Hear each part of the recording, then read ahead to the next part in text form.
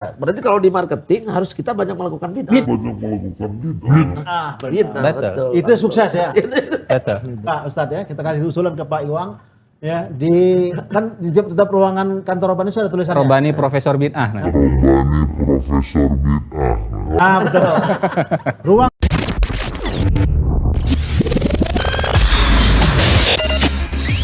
Rabani Media Network. Bismillahirrahmanirrahim. Assalamualaikum warahmatullahi wabarakatuh. Selamat datang di Rabani Media Network. Saya Abi Maulawi, mantan pakar marketing jadul. Saya ditemenin oleh para pakar-pakar juga yang luar biasa. Pak Nandang adalah CEO Robani, ya, zaman Kiwari, dan kemudian Ustadz Nur Ihsan Jumloh yang biasa kita panggil dengan Units, ya, Unik dan Units, ya. Beliau adalah Ketua Yayasan Robani, ya. Kita akan berbincang-bincang lebih menarik dan lebih mendalam berbagai hal tentang marketing dan dunia bisnis, ya. Mereka akan bongkar dari pengalaman dan juga dari Quran dan hadisnya. Insyaallah. Kita akan bahas ya sisi lain sebenarnya di podcastnya Pak Iwang kemarin. Ya, di podcast sebelumnya sudah bicara tentang bisnis dan marketing gitu ya. Nah, kita coba sisi lain karena Pak Nandang yang saya dengar si Robani ini punya background juga aktivis ya, aktivis masjid. Gitu. Pak masjid. Ya, aktivis masjid juga banyak hal-hal yang nanti bisa berkembang di dalam dialog kita nanti gitu. Iya. Kalau Ustadz udah tidak diragukan lagi ya. Dia pakar sejarah ya, Sirah Nabawiyah, pakar tafsir dan sebagainya ya. Nah, ini kita coba gali-gali ya supaya marketing ataupun bisnis ini bisa lebih hidup lagi gitu ya. Yang pertama Ustadz ya, Ustadz dulu ya, bahwa bisnis itu sebenarnya ya kalau kita lihat dalam Islam itu sudah diatur sama Allah SWT kan, bahwa pemilik rezeki itu Allah SWT gitu ya. Nah, tapi kalau dibandingkan kondisi sekarang gitu ya, umat Islam itu kok tertinggal ya. Padahal semua ilmunya dimiliki oleh umat Islam. Ya, dari Quran dan Sunnah gitu ya. Ya, Allah pemilik Quran dan Sunnah juga gitu ya. Tapi kok kenyataannya ketinggalan. Ya, di bidang bisnis, marketing dan sebagainya kita ketinggalan. Ini kira-kira apa Ustaz sebabnya? Baik, bismillahirrahmanirrahim. Ini luar biasa. Abi Maulawi sebagai pakar mantan marketing bertanya ke saya. Beliau sebetulnya lebih paham gitu ya dengan dunia marketing, a'lam di umur itu. Hanya mungkin saya akan menjawab dari sisi kompetensi saya. Mudah-mudahan ada manfaatnya sedikit. Pertama, ada satu ayat di surat An-Nisa yang memang ayatnya bicara tentang Ar-rijalu qawwamuna 'alan nisa'i bima faddalallahu ba'dahum 'ala ba'din, bahwa laki-laki dia adalah pemimpin perempuan karena dia yang kemudian infak atau memberi nafkah pada keluarganya. Itu disebut Ustaz apa ya? Ar-rijalu ya. Ar-rijalu. Ar-rijalu teh. Yang menarik itu komentar para ulama begini. Untuk memimpin satu wanita gitu, yang menjadi pasangan hidup kata Allah, itu dimulai dengan harta yang dia nafkahkan kepada pasangannya. Nah, itu dia. Nah, kemudian ditarik kalimat ini, apalagi kalau umat Islam itu ingin memimpin seluruh umat manusia. Jadi untuk seorang wanita saja, untuk dalam keluarga saja, laki-laki dia harus rela mengorbankan harta untuk nafkahnya sehingga memimpin. Apalagi ketika dia memimpin dunia, tugasnya sebagai pemimpin di dunia. Dan ya ini menuntut umat Islam bisa menguasai sisi harta, sisi bisnis, sisi perekonomian dan seterusnya begitu Pak Abi Maulawi. Sehingga pada akhirnya Al-Quran itu jadi mukjizat, bukan sekedar dibacanya, tapi diamalkan. Gitu. Kalau begitu Ustadz ya, nanti ditambah sama Pak Nandang. Ya barangkali ada pengalaman juga gitu ya. Ya, jadi kalau bicara tentang bisnis ataupun harta tadi, ya dimulai sebelum nikah apa sesudah nikah? Sebelum ya. Oh, jadi berarti harus kaya dulu, harus ada harta dulu. Pengalaman Pak Nandang bagaimana ketika dulu menikah? Dan berani menikahin wanita? Ya. Karena sudah banyak harta berarti ya? Harus sudah siap berarti ya. Iya. Oh siap dulu, berarti belum ada Iya. ada harta kan? Belum ada harta, tapi sudah siap dulu, kan gitu. Tapi ternyata dengan menikah ada harta. Ada harta gitu kan. Gitu. Juga ada dalil. Pengalaman ya. Ada Ustaz, ada dalilnya ya? Iya, Kalau nikah pada dulu. akhirnya, setiap orang akan membawa rezekinya masing-masing. Oh. Gitu. Luar biasa ya. Nah, tapi akhirnya belum tentu ya menjadi pebisnis ataupun apa. Yang penting adalah bagaimana arijalu teh. Hari. Ya. Laki-laki itu harus menguasai wanita dulu gitu ya. Udah menguasai wanita, pasti harta ikut mengikuti gitu ya. Betul. Ya Allah. Karena yang Luar disebutnya biasa. rijalnya bukan Ah. zukur. Begitu. Oh gitu. Jadi rujulahnya bukan sekedar jenis kelaminnya. Oh. Berarti yang dimaksud Ustaz arijalu arijal itu benar ya? Ada yang mengatakan qaimun li nafsi wa muqimun li ghairihi. Betul. Benar. Betul. Apa artinya Ustaz? Jadi dia bisa berdiri tegak dan dia juga bisa menegakkan yang lainnya. Nah, itu kayak saudara luar biasa ini ya. Arijalu itu mantap sebenarnya artinya ya. Ya. Itu dari Pak Nanwar pengalamannya gimana Pak? Setelah menikah, kemudian berkembang biak. Ya, Anak dan kalau sebagainya. pengalaman kan Ya. tadi kata Ustaz tadi membawa rezeki masing-masing Iya, gitu ya. betul. Kita secara mental siap, Betul. nikah, alhamdulillah dapat rezeki dan sebagainya. Saya dulu kan marbot masjid kan gitu Iya, ya. betul ya. Siap deh kan gitu ya nikah. Dari marbot sampai ke Jadi CEO nanti rawani ya. itu Jadi dia. saya rawani gitu kan. Itu rezeki ya. Jadi rezekinya, iya betul gitu. Ya, betul, ya. Nah, kembali kita ke masalah ini tadi sebutkan bahwa kunci bisnis itu adalah dari Allah SWT ya, artinya kalau umat Islam ini berani action lah ya dalam segala bidang gitu ya, terutama tadi memulai kehidupan dengan mempersiapkan generasi kan ya, generasi awal gitu kan, dengan cara menikah. Setelah itulah tercipta generasi, dari situlah akhirnya semuanya nanti pada saat mereka menikah semuanya jadilah sebuah tatanan masyarakat ya. Nah, dengan jadi tatanan masyarakat itu kebutuhan juga makin meningkat besarnya kan. Nah, di sini kalau kita lihat bahwa kunci bisnis itu pertama adalah inovasi dan kedua marketing. Ya. Kalau inovasi bagaimana produk itu bisa menyelesaikan masalah customer gitu ya. Sedangkan marketing apa yang diminta orang ya kita penuhi gitu ya. Nah, ada nggak pengalaman Ustadz ataupun zaman Rasul dulu? Kalau kita lihat kan Rasulullah itu dia sebagai personal branding dan juga membawa misi rahmatan lil alamin dengan membawa Islam itu sendiri gitu kan. Nah, mana yang lebih dulu Ustaz? Ya kan? Apakah Islam yang lebih ditonjolkan? Apa personal brandingnya? Gitu ya. Memang kalau padanannya dengan Rasulullah Shallallahu Alaihi Wasallam ini utuh kesempurnaannya Ya, begitu betul. ya. Dua-duanya Islam dengan Rasulullah itu dua hal yang Blended ya. Blended, sulit untuk dipisahkan gitu Betul, ya. ya. Tapi ada satu peristiwa Ya. pada akhirnya salah satunya itu harus bertahan lebih lama dari yang lainnya. Ya. Saat Rasulullah meninggal dunia, Oh. kan ada goncangan di para sahabat Iya, betul. saat itu. Gitu. Bahkan tidak sedikit gerakan murtad terjadi di Jazirah Arab gitu. Dan para sahabat juga goyang. Karena Rasulullah sebagai seorang manusia, person pada akhirnya akan pergi kalau namanya manusia akan meninggal. Semuanya goncang, semuanya goyang. Bahkan Umar bin Khattab tidak mau menerima fakta dan realita tadi. Iya, Gitu. Sampai Umar bin Khattab mengancam, siapa yang bilang Muhammad Rasulullah meninggal dunia, saya penggal lehernya. Iya, betul. Tapi Abu Bakar yang bisa menenangkan umat saat itu gitu, bahwa kalau Rasulullah itu meninggal di atas Islam, ya kita juga harus meninggal di atas Islam. Gitu. Artinya manusia itu ada umurnya.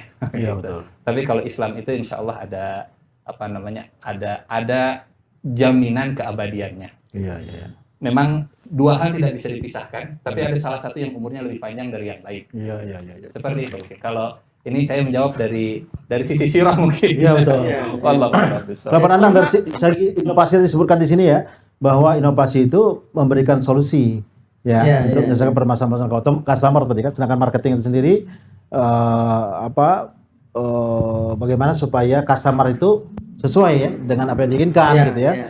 Nah, jadi kalau tadi Pak Nandang ya dikaitkan marketing ini dengan Islam luar biasa ya. Islam tadi ya, bahwa kalau saya lihat gitu bahwa Rasulullah punya daya influencer Iya betul, yang betul, tinggi. betul. Kenapa? Dia bawa nilai kan? Iya betul. Nilai betul, Islam itu betul, gitu ya. betul. Nah, akhirnya sebenarnya marketing itu sendiri adalah bagaimana mencontoh Rasulullah, benar nggak? Betul. Ya, gimana itu? Kok sekarang nggak terjadi ya? Contoh. Saya menarik gini Iya. tadi yang dibilang oleh Ustaz gitu Iya. ya, bahwa Islam itu kan berasal dari jazirah dari kota yang kecil tapi bisa mendunia Nah, gitu ya. itu Jadi dia. bisa mengemarketing kan. Iya. Dan orang ketika menyebutkan siapa tokoh terhebat di dunia kan Nabi Muhammad SAW, siapapun mengakui gitu Betul. kan. Ini kan sebuah yang tadi blended ya antara Islamnya dengan pribadi Rasulullah SAW. Dan saya berpikir bahwa Islam ini dari dulu hebat dari sisi marketingnya ya. Heeh. Dari kota kecil bisa mendunia seperti ini. Nah, kalau saya pengalaman saya pikir gini, di Romani tidak jauh lah untuk Oh. mencontoh apa yang dilakukan. Ya bukan mencontoh apa ya bahasanya ya. Jadi Islam itu sudah menggait Selalu ada kepada inspirasi. selalu ada inspirasi gitu di Islam itu kan gitu. Bahwa Islam itu jadi rahmatan lil alamin, Islam itu apa jadi contoh dan sebagainya. Ya. Masuk di Romani inovasi gitu kan. Kalau inovasi kan artinya sesuai dengan keadaan zamannya lah. Iya. Apa ya zaman perkembangan zamannya. Tapi tentu saja bahwa di Romani itu ada value yang bisa melekat. Nah, Misalkan bahwa busananya tidak boleh membuka orang, menutup aurat lah bahasanya gitu ya. Tidak membentuk bentuk tubuh, tidak transparan. Bentuknya ya memang menyesuaikan untuk kebutuhan Iya. dengan generasi muda yang sekarang tuh. Di marketing itu fit dengan kebutuhan lah. Oh, zaman sekarang seperti ini, tapi nilai-nilai value-nya ya jangan sampai bilang Islam ya artinya bahwa sudah digait oleh Rasulullah SAW, Al-Quran sudah mengatakan seperti itu. Bahwa Islam itu akan ya tadi kalau sesi saya sebagai CEO-nya bakal meninggal dunia gitu. Iya, betul. Jadi bagaimana brand Romaninya terus ada gitu Bisa. sepanjang zaman gitu kan. Ya, kalau boleh saya sebutkan tadi sedikit itu ya, bahwa antara lembaga dan person di lembaga tersebut harus matching mungkin Iya, ya. harus matching betul. Sehingga akhirnya apa yang dibawa menjadi rahmatan lil alamin gitu betul, ya. betul. Masya Allah ini inovasi dan Ini marketing matching itu gitu ya. betul. Gitu. Jadi kalau misalkan oke brand Romaninya hebat, tapi kalau tidak Islami personnya betul. gimana kan Benar gitu ya. ya. Berarti person Romani juga harus Islami biar blended dengan brand Romaninya gitu. betul. Namanya Romani kan. Namanya udah Islami. Gitu. Namanya sudah Islami, orang-orangnya juga harus Harus Islami. Islami begitu biar umurnya long term gitu. Kalau nggak Islami gimana Pak? Ya, ini produknya Islami, Iya. tapi orang nggak Islami apa yang terjadi? Memang kalau kan gini, Rasulullah sudah contohkin tadi Berlin, Rasulullah jadi contoh gitu kan dalam nilai-nilai pelaksanaan nilai-nilai Islam Rasulullah jalankan tuh kan gitu. Nah kalau misalkan sekarang Robani sudah Islami, produk Islami, tapi ketika person to personnya tidak tidak Islami, maka yang bertahan itu pasti siapa nih? Apakah akan brand yang bertahan atau orangnya akan digantikan dengan generasi yang lebih bagus lagi, generasi yang Islami gitu kan, agar Robaninya bisa bertahan. Ya betul. Jadi bagi Imam Nujur biar kalau misalkan tidak blended ya pasti rontok lah, gitu kan rontok. Ada gini setiap orang ya yang saya rasakan di Robani itu, saya dengan teman-teman kan dari latar belakang yang berbeda-beda gitu kan, latar belakang yang tidak soleh semua lah Pak Amri ya, tidak soleh semua. Tapi ketika masuk Robani yang tadinya misalkan ada wanita yang bajunya ketat, tapi ketika masuk Robani dia berubah menjadi bajunya yang longgar. Artinya datang ke Romani itu orang sudah terbawa value di Romani mah seperti ini gitu. Yang Pak dengar betul Pak Iwang itu kita kemarin bicara tentang marketing di podcast yang pertama. Iya. Itu dia mantan apa anak kiai betul ya? Dia anak kiai tapi nggak tahu. dia mantan preman tapi anak kiai. Kan? Anak kiai. Gitu. Pas masuk Robani pertama dengan sekarang jauh beda. Sekarang mah soleh sekali kan gitu. Dulu awal masuk mah itu ya. luar biasa. Jadi itu ada kaitan dia ahli marketing sekarang tapi Islami. Wah, tahajudnya rajin gitu. Ada kaitan Ustaz tadi yang kalau kata Pak Nanang kan anak bapaknya kiai ya nggak gitu ya, walaupun anaknya begajulan dulu awal-awal kan gitu. Wa kana abuhuma sholiha. Nyambung gitu ya mungkin ya. Betul. Jadi orang tua yang soleh punya modal besar untuk jadi kesolehan putra dan putrinya. Karena orang tua yang soleh pasti akan terus mendoakan kesolehan anak-anaknya. Tapi bukan berarti kalau soleh itu masalah gen bukannya. Ya. Lingkungan. Lingkungan. Jadi bisa diusahakan soleh itu. Bisa diusahakan. Pak Iwang masuk Robani dulu. Masuk Dulu rambut panjang anting ya. Iya, Pak Iwang preman. Orang soleh Pak Iwang alhamdulillah. Nah, itu kita lihat juga ya di pentas. Kita lihat anak kiainya sekarang. Di pentas nasional juga ada yang begitu. Anak kiai juga jadi penyanyi rock hebat di Bali. Ya kan, sekarang menjadi Ustaz. Oh, Terakhir jago yang lagunya lah apa? Yang mati-mati itu. oh ya, ya, ya, ya. Itu anak kiai juga ya. Jadi insyaallah kata Ustaz tadi benar dalam surah Al-Kahfi sebutkan tadi wa kana abuhuma soleha. Bapaknya soleh, dia punya keturunan yang soleh-soleh juga nanti. Insyaallah. Walaupun enggak semua ya.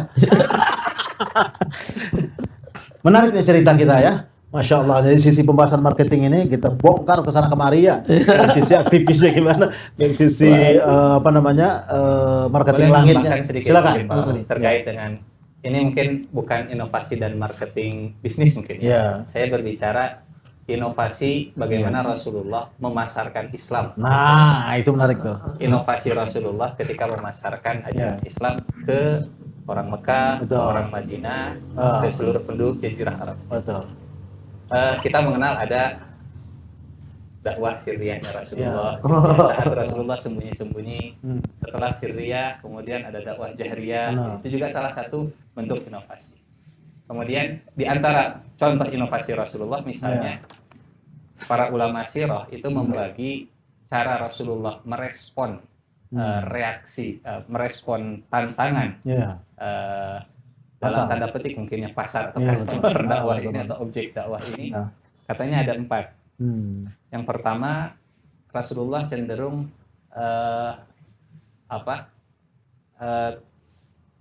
tidak memunculkan atau tidak mengundang reaksi publik. Itu di tahap yang pertama ketika dakwah sirriyah. Sirriyah itu ya. Ketika dakwah sirriyah tidak memancing reaksi publik. Iya, betul. Itu yang pertama. Yang Jadi kedua, getok tular lah gitu ya, mungkin. betul. Jadi intinya tidak menarik perhatian publik begitu. Ada masanya ketika Rasulullah memasarkan Islam itu tidak memancing perhatian publik, ada masanya. Tapi setelah itu berinovasi lagi. Setelah dakwah jahriyah, nah dakwah jahriyah ini dibagi jadi 3. Iya. Dakwah jahriyah yang pertama ketika publik itu merespon dengan tekanan, Rasulullah tidak melawan. Bahkan hanya sekedar sing sabar, yang sabar begitu. Tekanan ada, tapi sabar. Kemudian berinovasi lagi setelah Rasulullah hijrah ke Madinah. Inovasinya, kalau ada tekanan, melawan. Setiap ada tekanan, melawan. Sehingga kita kenal ada yang namanya perang Badar, perang Uhud, perang Khandaq. Itu bentuk dari inovasi Rasulullah merespon tantangan dakwah. Dan sifatnya masih reaktif. Jadi ada tantangan bereaksi, ada tantangan bereaksi, ada tantangan bereaksi. Baru level yang keempat, Rasulullah itu bukan lagi reaktif, tapi Rasulullah proaktif mendatangi kabilah-kabilah yang kira-kira ini berpotensi akan menjadi sumber masalah. Itu sebabnya setelah perang Khandaq di tahun ke-5 Hijriah, Rasulullah tidak lagi bertahan di Madinah strateginya, tapi strateginya ekspansi, ofensif gitu. Itu sebabnya ada perangnya bukan lagi di Madinah, tapi Nabi memimpin pasukan keluar. Mungkin bukan ofensif ya, sifatnya precaution, sifatnya preemptive attack. Gitu. Serangan sebelum mereka menyerang kita sudah siap-siap. Jadi bukan lagi reaktif, kita yang aktif. Gitu. Mungkin Pak Nandang bukan menarik di genderang orang, tapi kita yang menabuh, mereka yang menarik. Benar. Luar biasa ini. Coba Pak Nandang. Ya, ada 4 poin yang sampai kalau Ustaz gitu ya. Sisi marketingnya seperti apa kira-kira? Dalam konteks sekarang gitu ya. Ya, dalam konteks sekarang saya di Robani gitu ya, melihat bahwa memang seperti ada yang pertanyaan, Pak Nandang kan sekarang menghadapi resesi itu 2023 gitu. Robani mau ngapain gitu kan? Ya saya bilang bergerak saja, ekspansi saja gitu kan. Tadi kalau dari sisi luar biasa lah gitu kan, habis kata-kata kita lah dengan Ustaz ini kan. Tapi malah untuk marketing bahwa Robani mencontoh sekarang bagaimana kita beritek tadi ya, mau datang ke ke daerah-daerah yang mau memperkenalkan Robani, terus kita proaktif dan sebagainya. Karena ini dari sisi kita ngejual produk Robani gitu ya, yang Islami seperti itu. Saya juga mencerna tadi apa yang disampaikan Ustaz tadi, yang 4 poin tadi itu ya. Kalau gaya marketing jadul nih ya, gitu ya. Gaya marketing jadul itu yang pertama itu adalah dakwah sirriyah tadi, ya dakwah sembunyi-sembunyi, getok tular atau word of mouth, ya kan. Jadi dakwahnya person to person, ya mengajak orang satu persatu segala macam, mengenalkan nilai Islam. Mungkin Pak Nandang tadi mengenalkan Robani itu dari rumah ke rumah, dari pintu ke pintu, ya, gitu ya. Itu yang pertama kan, gitu. Jadi nampaknya perlu diulang lagi kali ya. Kalau ini sejarah, ya itu bisa jadi sejarahnya kan bikin sukses Rasulullah SAW ya. Iya. Nah tentu kalau kita ulang lagi barangkali juga bisa kita mengulang atau Betul. mengulang kesuksesannya yang pernah dicontoh oleh Rasulullah tadi. Itu yang pertama. Ya nggak apa-apa ya. Saya gini tadi, jadi host ya banyak ngomong. Banyak ngomong hasil. Tapi saya tertarik ini kajian beliau barusan itu nyambung banget ya dengan kalau kita marketing jadul itu begini kira-kira. Yang pertama tadi word of mouth gitu ya. Jadi harus banyak datang dari pintu ke pintu. Kalau sekarang menyapa dari rumah ke rumah ya. Dakwah itu seperti itu ya, menyapa dari rumah ke rumah gitu ya. Kita nggak tahu hati yang mana yang akan tertarik dengan kita. Kita nggak tahu hati yang mana yang tertaut dengan apa yang kita tawarkan produknya gitu kan. Nah itu menarik yang pertama. Yang kedua tadi sudah mulai apa Ustaz tadi? Yang keduanya? Dakwah jahriyah. Betul. Tapi bersabar dengan semua tekanan. Benar.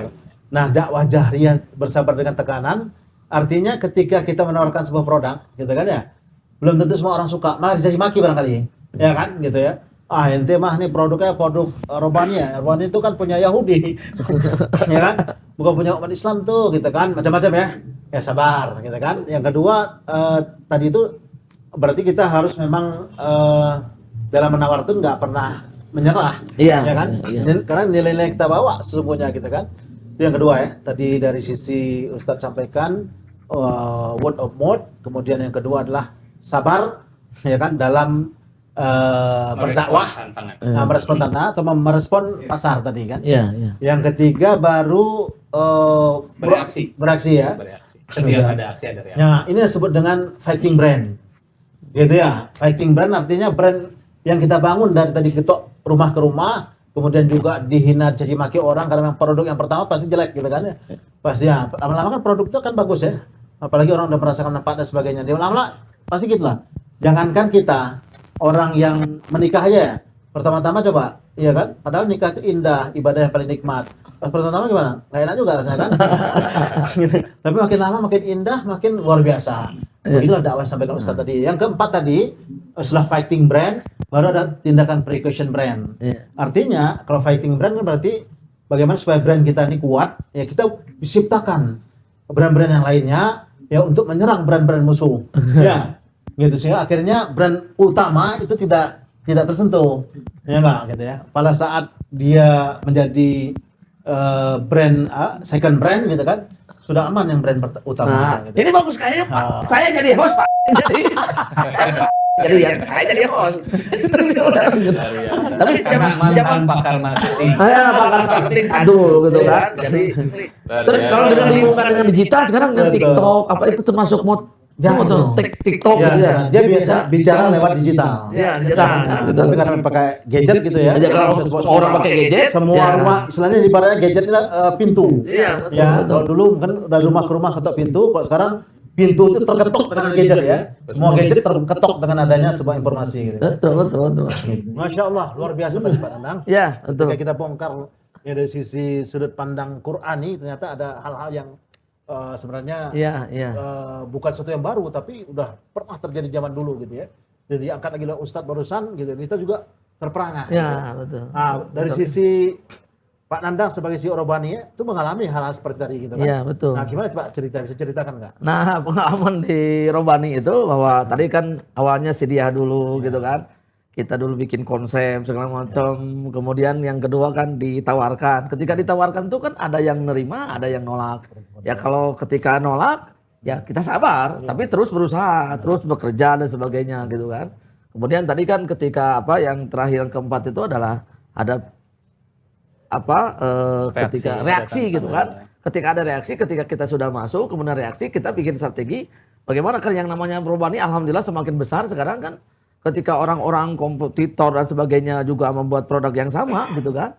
Maka kita harus berpikir lagi. Tadi kalau belajar tadi dari Rasulullah SAW, kita bikin rating brand itu kan gitu ya. Jadi oke lah saya berpikir bahwa Robani sekarang apalagi di marketplace gitu ya. Pak Maulawi gitu kan. Banyak yang mencontek, banyak Robani KW dan sebagainya. Saya berpikir begini. Kalau itu Rasulullah SAW bahwa brand bisa dicontek, ya produk bisa dicontek, tapi kan SDM tidak bisa dicontek gitu aja.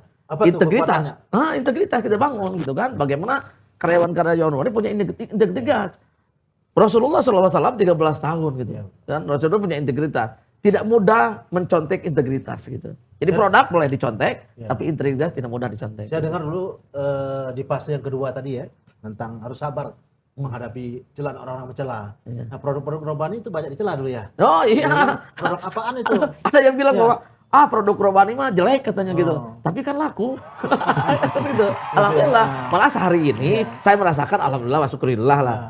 Robani justru banyak yang bikin KW-nya. Malah bikin di Robani KW gitu. Artinya bahwa kalau sudah dicontek seperti itu kan Jadi brand internasional. brand internasional. Karena brand internasional yang biasa dicontek. Ya biasa dicontek kan brand internasional, alhamdullah berarti sudah internasional.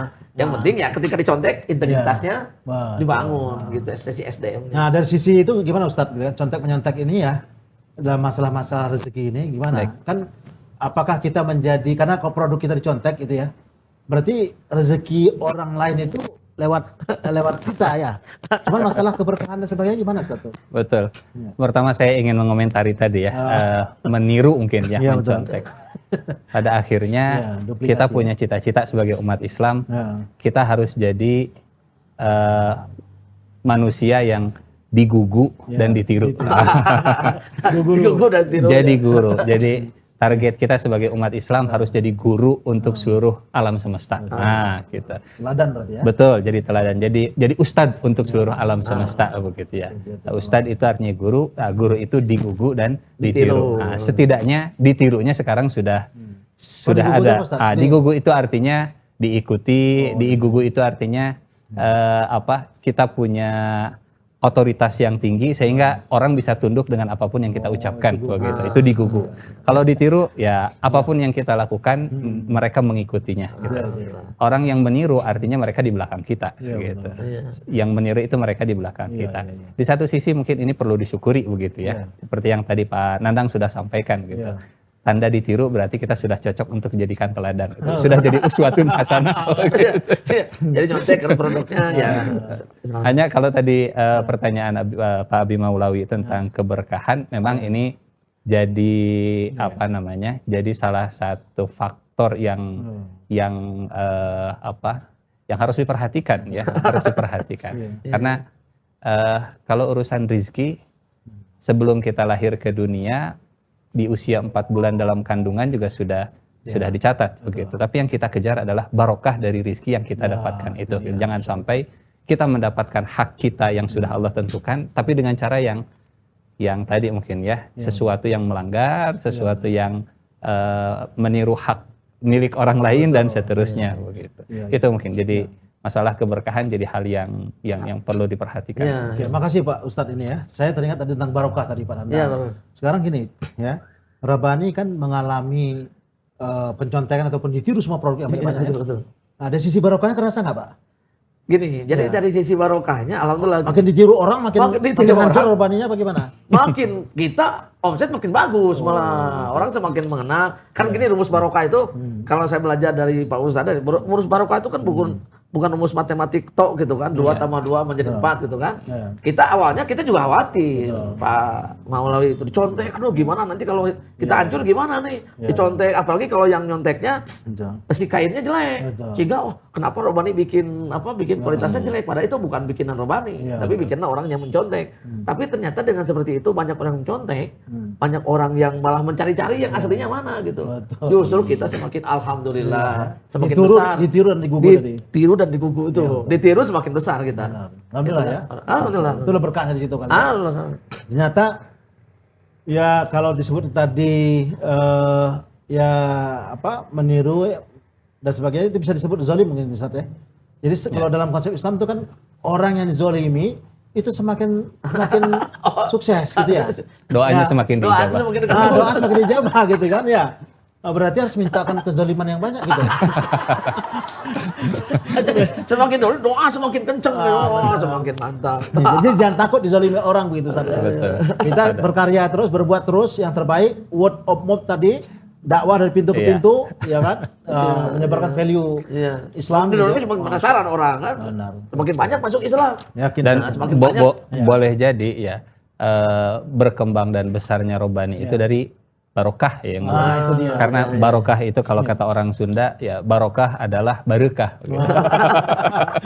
Kita barokah. Barokah itu artinya Iya, sampai berkembang. ini begitu. barokah kata tadi ini Mungkin bajunya yang apa nggak ada benar, AC-nya begitu Pak Abi Maulawi. Gitu. Barokah ya. Barokah. Jadi kalau tadi kata Panandang begitu, semakin ditiru kita semakin maju. Mungkinlah itu keberkahan bagi robaninya salah satunya begitu ya. Semakin barokah, semakin berkembang insya Allah. Begitu. Berarti harus menciptakan tadi inovasi terus. Betul. Demi inovasi. Jangan takut umat Islam itu ya jangan imitasi ya. Harus inovasi gitu ya. Dan salah satu Asmaul Husna yang harus kita jadikan sibgoh dalam kehidupan gitu ya. Sibgot Allah, celupan Allah. Kalau celupan Allah itu seperti apa? Sablonan begitu ya. Kita disablon salah satunya dengan Asmaul Husna Al-Badi. Al-Badi. Ciptaan. Al-Badi itu Allah yang maha berinovasi. Dari kata bid'ah sebetulnya. Bid'ah itu inovasi. Bid'ah itu secara bahasa artinya inovasi. Sesuatu yang dulu belum ada, sekarang ada, itu namanya bid'ah secara bahasa begitu. Berarti kalau sebentar Ustaz, ya saya potong. Kalau kita judul kunci bisnis itu adalah yang pertama bid'ah, yang kedua marketing inilah kasta apa namanya dakwah ya. Dakwah. Ya. Justru kalau Marku begitu, berarti ya. justru itu ke Pak Maulwi ya. Berarti kalau di marketing harus kita banyak melakukan bid'ah. Bid'ah. Betul. Itu sukses ya. Betul. Bahkan Asmaul Husna Al-Badi atau Allah yang maha berinovasi mungkin terjemahan bahasa kitanya. Jadi bid'ah itu ya. Itu di dalam Al-Qur'annya dikaitkan dengan penciptaan alam semesta ini. Badi'us samawati wal ard. Allah yang berinovasi di langit dan di bumi begitu. Karena saat Allah menciptakan sesuatu belum pernah ada sebelumnya yang seperti itu. Jadi saat Robani berinovasi kita harus tersibuk dengan Asmaul Husna Al-Badi. Al-Badi itu yang maha berinovasi. Ya. Saya pernah dengar Ustadz pernah cerita juga dulu gitu ya tentang ciptaan Allah itu ya kan dia sisinya sisi safety tapi mengandung keindahan ya kreativitas yang tinggi. Ya, itu salah satu istimewanya ciptaan Allah. Nah, barangnya satu, tapi fungsinya bisa 180 derajat berbeda. Contoh misalnya. Simpel dan multifungsi. Simpel dan multifungsi, betul. Contoh Sekarang misalnya. gedung Robani simpel dan multifungsi. Betul. Jadi memang Simpel, para ahli bid'ah. praktis, dan multifungsi. Di marketing, desain itu para ahli bid'ah. Para ahli bid'ah. Contoh. Besok gini, Pak Ustadz ya, kita kasih usulan ke Pak Iwang. Ya, di tetap ruangan kantor Robani sudah tulisannya. Robani Profesor Bid'ah. Nah, betul. Ruang khusus desainer, ya ruang ahli bid'ah. Ahli bid'ah, betul. Dan karena memang produknya satu kerudung tapi multifungsi. Nah, tagline-nya contoh yang tadi disampaikan, ditanyakan Pak Abi Maulawi begitu. Di surat Al-Mulk. Auzubillahi minasyaitonirrajim. Walaqad zayyana sama ad-dunya bimasabih wa ja'alnaha rujuman lisyayatin. Allah itu menciptakan bintang, fungsinya satu untuk hiasan, satu untuk melempar setan. Gitu. Ini kan 180 derajat berbeda begitu. Hiasan juga, jangan baledog setan oke bisa. Gitu. Konsepnya mungkin ya konsep multifungsi. Gitu. Konsepnya multifungsi. Selain cantik, saya berpikir gini, Pak Abi Maulwi. Jadi Robani itu selain cantik dipakai, juga menghindari dari pelecehan seksual, menghindari gangguan-gangguan setan gitu ya. Tadi nyontek tadi ya. Tujuman lisyayatin. Tujuman jadi perajam setan. Perajam setan. Karena bintang kan, bintang tuh indah di mata orang gitu ya. Dia alat senjata untuk melempar setan. Kalau sekarang berarti alat apa namanya basoka begitu ya, ataupun rudal gitu ya. Tapi ada bintang rudalnya, keren kan? Gitu kan, masya Allah nih Ustaz, Pak Nandang semakin meriah, semakin menarik ya apa yang kita bincangkan ya dari masalah kunci-kunci bisnis dunia ini. Ternyata Pak dikaitkan dengan Quran dan hadis ini ternyata banyak bisa kita gali, banyak kita explore gitu ya, sehingga orang bisa lebih paham lagi ya. Itu mungkin pas yang pertama kita tadi ya. Ini kita bahas tentang lengkap ya dari apa yang dibahas oleh Pak Iwang kemarin di tentang bisnis, kunci-kunci tentang bisnis gitu kan. Nah, kita masuk sekarang ke bahasan kita yang kedua ya. Setelah tadi bicara tentang marketing itu sangat dipengaruhi oleh inovasi dan marketing itu sendiri. Yang kedua adalah ya pengaruh bisnis saat ini. Ya kan? Bagaimana bisnis yang dulunya jadul zaman saya tuh Pak, gitu kan? Nah, sekarang berubah semua. Ya. Apa perubahan-perubahan itu? Itu yang pertama adalah disrupsi digital, yang kedua disrupsi milenial, dan yang ketiga adalah disrupsi pandemik. Dan ini yang mengubah ya bisnis itu sekarang menjadi semakin flat, ya kan? Sudah tidak ada batas lagi. Kalau dulu ada produksi, ya ada rantai-rantai penjualannya segala macam. Sekarang diputus langsung. Orang bisa beli produk langsung, tinggal hanya di dalam gadget saja gitu kan. Nah di sini ada disebutkan disrupsi digital, milenial dan pandemik, Ustaz, gitu ya. Barangkali digitalnya apa sih sebenarnya gitu ya? Kalau dikaitkan dengan Islam itu gitu ya. Ya, apakah sebenarnya ada pembatasan dengan digital ini gitu? Yang kalau di zaman Rasul dulu ya, memang nggak dikenal digital gitu ya, tapi pasar sangat tumbuh besar, bisa ekspansi kemana-mana dan sebagainya gitu kan. Yang kedua masalah milenial, Ustaz, gitu kan. Nah, milenial sangat mempengaruhi karena 75% generasi sekarang ini itu adalah yang hidup di kelahiran 1995 sampai 2020 gitu ya. Sehingga akhirnya membentuk pola konsumsi ya, pola marketing gitu kan. Nah, jadi anak-anak muda itu pengennya belanja itu sambil rebahan ya kan. Makan juga rebahan, semua rebahan gitu ya. Jadi milenial gitu sifatnya gitu ya. Sehingga mereka ingin enak-enaknya aja gitu ya. Nggak mau yang berat-berat. Kenapa? Sudah pengaruh digital tadi. Yang ketiga adalah masalah pandemik. Ya, pandemik orang tidak boleh kemana-mana gitu kan, harus di rumah saja. Akhirnya apa? Yang paling laku lah gadget kan. Dan gadget itu akhirnya terciptalah pasar, memang diciptakan pasar di situ semuanya, sehingga orang ya berpindah semua menjadi konsumsi produk-produk yang dilahirkan oleh produk digital. Nah gini pandangan Ustadz itu gimana sebenarnya gitu ya? Baik, bismillahirrahmanirrahim. Sekali lagi mungkin saya akan melihat dari sisi sirahnya atau sisi keislamannya begitu Pak Abi Maulawi. Ada satu kondisi di mana saat Rasulullah Shallallahu Alaihi Wasallam berhadapan dengan objek dakwah yang beragam, objek dakwah yang beragam. Cara Nabi ketika memperlakukan Umar bin Khattab tidak seperti cara Nabi ketika memperlakukan Abu Bakar As-Siddiq misalnya. Contoh, waktu Umar bin Khattab itu datang mau bersyahadat, kan waktu itu Rasulullah sedang di rumahnya Arqam bin Abil Arqam gitu, sedang ngaji lah, sedang ada taklim. Kemudian Umar ketuk pintunya rumah Arqam bin Abil Arqam dari dalam, kemudian para sahabat tanya gitu, siapa di luar? Dari luar Umar teriak, Umar gitu ya. Orang yang ada di dalam kaget, takut gitu. Ini sosok preman yang ditakuti. Preman Mekah yang ditakuti datang ke rumah Arqam, mungkin ingin membubarkan, ingin menekan, ingin mengancam dan seterusnya.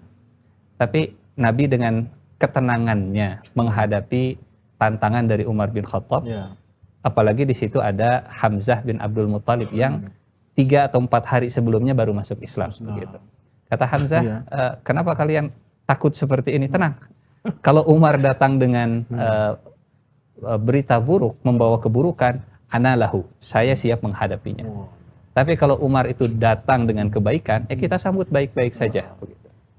Jadi Hamzah berdiri, mendekat ke pintu, dibuka pintunya, langsung Hamzah meringkus Umar. Karena Hamzah dengan Umar ini selevel lah gitu ya, kekuatan fisiknya. Diringkus, kemudian pedang yang dibawa oleh Umar itu dirampas. Rasulullah yang sedang duduk malah tersenyum melihat Umar bin Khattab. Kata Rasulullah begini, ta'al ya Umar, sini Umar. Umar datang, kata Rasulullah ke Hamzah, Hamzah lepaskan Umar, jangan ikat, lepaskan Umar. Kata Rasulullah begini, sini Umar, sini. Umar kemudian datang, leher Umar itu dipegang, kerah Umar dipegang. Kemudian Umar digoyang-goyang, digoyang-goyang seperti ini gitu. Dan Rasulullah tidak pernah memperlakukan sahabatnya seperti ini kecuali ke Umar bin Khattab. Digoyang-goyang sangat kencang sampai kata Rasulullah, bukankah sudah datang waktunya untuk masuk Islam saat ini wahai Umar? Ama ana laka an tuslim ya ibnal Khattab. Lalu setelah itu Umar bin Khattab yang mengatakan asyhadu an la ilaha illallah wa asyhadu anna Muhammadar Rasulullah. Yang ingin saya garis bawahi terkait dengan pertanyaan tadi begitu ya. Perubahan terjadi setelah Umar bin Khattab masuk Islam ke kaum muslimin. Perubahan perilaku para sahabat juga berubah, pola Rasulullah ketika berinteraksi dengan orang musyrik juga berubah. Saat sosok Umar yang tadinya dianggap sebagai sebuah sebuah ancaman gitu ya, ternyata dikelola oleh Rasulullah justru menjadi sebuah kekuatan bagi kaum muslimin begitu. dan cara Rasulullah ketika menghadapi Umar, posisinya Rasulullah itu lebih powerful daripada Umar bin Khattab. Ya. Jadi apa ya, dari sisi mentalitas Rasulullah mengajarkan kepada para sahabatnya, Ya. kalau kalian takut menghadapi ini, lihat saya tenang menghadapi Umar bin Khattab begitu. Artinya saya ingin menggarisbawahi pertama, kalau kita orang beriman, kita itu insya Allah di atas semua kondisi yang sudah Allah tetapkan. Gitu. Kalau tadi ada Betul. disrupsi digital, disrupsi milenial, kemudian ada disrupsi pandemik dan Ya, seterusnya. Pertama, kita bisa berkata begini, wahai disrupsi yang besar, saya punya Tuhan yang jauh lebih besar. Gitu. Wahai masalah yang besar, saya punya Tuhan yang jauh lebih besar. Dan itu melahirkan ketenangan Luar biasa. batin menghadapi permasalahan. Luar biasa. Sehingga walaupun Umar yang datang, tapi Rasulullah bisa menggenggam kerah Umar sehingga digoyang-goyang begitu kencang. Gitu. Bagaimana Pak Nandang terjemahan beliau ini dalam konsep bisnis atau Masya Allah, luar biasa. Di Islam dulu luar biasa. Ya. Bahwa memang yang saya rasakan di dunia marketing itu tidak pernah stuck. Ya betul. Lalu berubah tuh di dunia marketing itu. Ditakut-takutin Pak Nandang ya? Ya, datang COVID, waduh, waktu itu saya bingung gimana nih, toko harus tutup kan gitu ya. Kalau toko tutup berarti anak-anak libur, segala macam. Saya khawatiran, ketakutan, gimana gitu. Tapi ternyata betul tadi kata Ustadz ya, bahwa saya menemukan ada di kata asaja'ah, keberanian. Oh, berarti kita harus berani menghadapi karena memang perubahan tidak bisa dihindari gitu kan. betul. Hanya setelah itu kita ngobrol dengan teman-teman semua, ayo kita berani, kita pakai asaja'ah lah gitu kan. Kemudian kita hadapi kengerian, hadapi kesulitan, hadapi kegentingan ini dengan tenang. Betul. Nah, seperti tadi Rasulullah kan datang umat, ternyata dengan begitu tenangnya Rasulullah dan Nabi wah kawan kan luar biasa keberanian. Berarti waktu itu saya menggunakan aja anak-anak berani dan sebagainya. Alhamdulillah ternyata Robani ketika dihadapi dengan tenang di zaman pandemi ada disrupsi katanya ada perubahan digital. Alhamdulillah Robani dulu bercita-cita 1 tahun membangun digitalnya, Pak. Ternyata lebih cepat. Ternyata hanya dalam 2 hari ini teman-teman di marketing bisa langsung online, bisa langsung. Bukti tidak takut dengan digital ya? Berarti tidak takut dengan digital. Kita Malah masuk, didekatin ya? kita deketin, kita ambil tuh. Hanya kalau kita gini, Pak. Dan di dunia marketing nih digital gitu kan. Ketika masuk kita digital bahwa saya ngobrol dengan teman-teman di marketing ya dengan Pak Iwang segala macam. Kalau kita masuk ke ke digital semua gitu kan gitu. Ini berarti masuk perangkap gitu kan bahasanya gitu bahasa saya. Masuk ke wah ini punya siapa sih digital ini? Pasarnya disempit gitu. Pasarnya disempit padahal pasar kan luas gitu kan. Pasar luas, ini pasar menjadi sempit. Saya berpikir kalau pasar menjadi sempit, wah ini gimana nih ceritanya kan gitu ya. Pasarnya luas, bahwa dunia dan seisinya adalah untuk orang-orang soleh dan soleha gitu kan. Makanya saya ngobrol lagi, oke, digital kita bangun. Kita punya Robani Mall online. Termasuk milenial Pak. Termasuk. Kan itu dianggap menakutkan karena dia belanja nanti tidak sesuai lagi dengan zamannya kan. Iya. Zaman kayak kita ini yang jadul tidak dibeli lagi sama orang-orang milenial. Pak Nanang merasakan di Robani bagaimana? Ya kalau merasa di Robani sebenarnya gini, kita dulu bikin produk sekolah. Iya. Kan yang mana kerudung sekolah yang terkenal lah Robani, banyak seluruh dari Merauke sampai ke Papua kan. Kalau jika mengatakan apa sih kerudung sekolah pasti Robani kan gitu ya. Dulu kerudung Robani kita ciptakan untuk anak-anak. Iya betul. Untuk anak sekolah kok malah dipakai sama orang tua gitu kan. Ibu-ibu malah pakai Innova segala macam gitu kan. Jadi justru untuk anak muda dipakai orang tua gitu kan. Gitu kan. Jadi Disrupsi ini juga tuh ya. disrupsi itu juga. Kita bikin anak muda. Nah, sekarang gimana? Apalagi untuk anak-anak muda sekarang kan pasukan Robani adalah anak-anak milenial semua. Saya dulu berpikir aduh ini gimana nih anak-anak milenial yang katanya generasi Z, Y itu kalau kerja tidak betah, kalau disuruh-suruh tidak betah, gampang keluar, gampang ngambek gitu kan. Ternyata di Robani ada yang menarik gitu kan, belajar dari Ustadz. Oh ternyata mau generasi dari baby zoomer sampai generasi Z Pak Abi Maloi, ternyata ketika dikasih sentuhan agama di Robani, masa religius, anak-anak betah semua. Dirangkul gitu kan. Jadi jangan dijauhi. Jangan dijauhi. Ternyata alhamdulillah sekarang kan Pak Iwang aja anak milenial bertahan 12 tahun. Kan itu ya. Alhamdulillah. Gitu. Jadi ya jadi enggak usah ditakutin, dirangkul gitu kan gitu. Ada Ustaz ayat yang itu Ali Imran enggak salah ya. Saya lupa depannya itu. Innan nasa qad jama'u lakum fahsyum fazadahum. Baru nanti diakhiri dengan kalimat yang biasa dibaca oleh Hasbunallah itu. Betul. Nah itu gimana Ustaz penjelasannya menghadapi ya kan? Nanti kita masuk ke udah fase yang ketiga ini masa fenomena FOMO katanya, fear of missing out. Jadi perasaan takut yang timbul karena kekhawatiran tidak bahagia, tidak up to date atau tidak relate dengan lingkungan sekitar. Nah ini akan terjadi gitu ya. Makanya tadi Quran sudah memberitahu kepada kita gitu ya, dari ceritanya saya juga lupa, mungkin Ustaz bisa ceritakan. Ya. Bukan saya juga lupa ya. Pernah dengar dari Ustaz juga gitu kan. Barangkali bisa ditambahkan Ustaz tentang Ya. supaya kita menghadapi ketakutan itu gimana gitu. Iya, jadi ada yang ingin mengancam Rasulullah dan para sahabat di Madinah. Nah, itu dia ceritanya ya. Kan ini cerita ancaman begitu Ya, ya. ya, Disrupsi itu tadi Ya. menjadi ancaman yang mempengaruhi bisnis begitu ya. Kemudian orang ini menakut-nakuti, hati-hati. Oh. Ada pasukan, ada ancaman yang siap menyerang kita semuanya. Kalian harus takuti ini, kalian harus waspadai ini dan seterusnya begitu. Itu setelah perang Uhud kalau nggak salah Ustaz ya. Betul, iya. Nah, tapi ayat ini kemudian turun dan menenangkan para sahabat dengan zikir yang dibaca oleh para sahabat saat itu, dan zikir ini mengubah kondisi. Fanqalabu bi ni'matin minallahi wa fadlin lam yamsashum su. Maka mereka berbalik, yang tadinya terancam, yang tadinya itu tertekan, kepepet, secara jumlah juga kalah, begitu. Secara senjata juga minim, secara teknologi boleh jadi tidak semaju yang lain, begitu.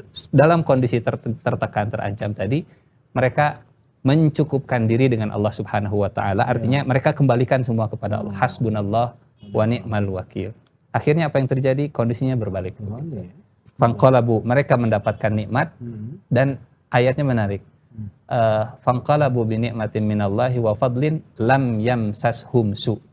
Mereka tidak tersentuh bahkan oleh ancaman tadi, disrupsi tadi begitu. Kalau Pak Nandang tadi cerita Robbani dalam kondisi pandemi kemarin itu bukan sekedar bisa bertahan tapi bisa bertumbuh begitu. Itu kan luar biasa, Masya Allah. Ini pasti kesolehan CEO-nya yang luar biasa, Masya Allah. Yang rajin berzikir. Nomor rekening. Masya Allah, luar biasa. Iya, Pak Nandang ya. Semakin menarik karena tadi, Iya. jadi kalau orang beriman itu ditakut-takutin ya, Iya, malah hasbunallah wa ni'mal wakil yang muncul gitu ya. Iya, Jadi nggak ada takutnya, takutnya pada Allah saja gitu ya. Betul. Nah itu gimana Pak Nandang ketika Nah, seperti sekarang, Ya. Pak Abiboy, kan resesi 23. Kan orang pada takut nih. Iya, betul. Kita bergerak atau kita diam kan itu ya. Ternyata ya alhamdulillah kita punya ustadz yang luar biasa di Robani, Ustadz Ihsan, bahwa ternyata ketika semakin ditakuti, kita orang beriman, hasbunallah wa ni'mal wakil. Semua masalah di bawah kita punya Allah Subhanahu wa taala. Ini mantap. Betul. Jadi itu terjadi memang di era kiwari ini. Tadi disebut dengan fenomena FOMO, fear of missing out, ya kan? Nah, jadi kalau dalam dalam konsep marketing itu, konsep bisnis itu, ya merasa kalau orang nggak pakai baju branded gitu, itu malu, ya kan? Ataupun tidak bahagia lah. Ya, Pak Nandang mungkin ada pengalaman kemarin di Padang ya. Bagaimana Pak Nandang turun di Padang? Ada apa dijual? Produk-produk KW apa? Produk second. Di Ramai banget. Sumatera seperti itu. Iya. Jadi orang pakai baju, ya kan? Kalau KW dia malu. Tapi kalau second, tapi yang second itu artinya produk kedua. Asli ya, Asli, tapi kedua. udah bekas dipakai orang. Iya. Itu masih branded, Iya. bermerek. Nah, itu diserbu orang. Sumatera ya. Iya betul, Sumatera kemarin Padang seperti itu. Takut ini Pak. Ya, Pak Ustadz ya tadi karena takut dia ya kalau pakai baju biasa, teman-teman pakai branded semua dia nggak terbawa Minder. Ya, minder. Gitu, itu yang kata Ustadz tadi harus banyak hasbunallah wa ni'mal wakil. Ya, terima kasih Pak Nandang dan Ustadz Nur Ihsan Judulullah Sama-sama, Pak ya Abdul. telah menemani saya berbincang-bincang tentang marketing dan bisnis gitu ya.